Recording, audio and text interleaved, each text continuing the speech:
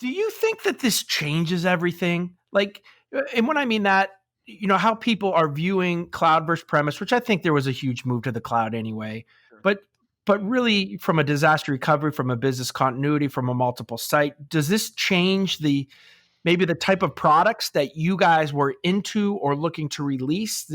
Does that change the thought process of what's going on?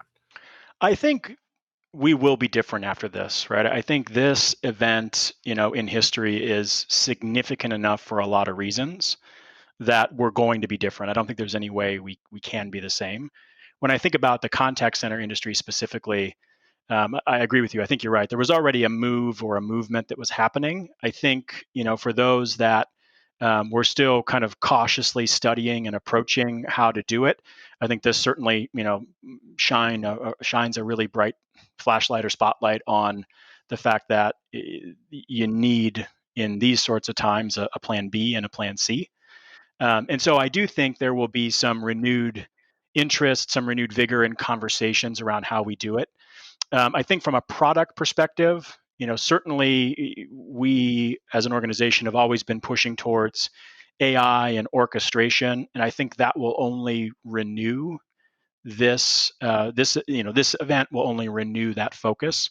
Right. Certainly, there's a big focus on human to human contact right now, and that makes sense because of the early days of this. But also, what a lot of customers are seeing is there just aren't enough humans, and so how do we take care of customers in these sorts of times and do it well?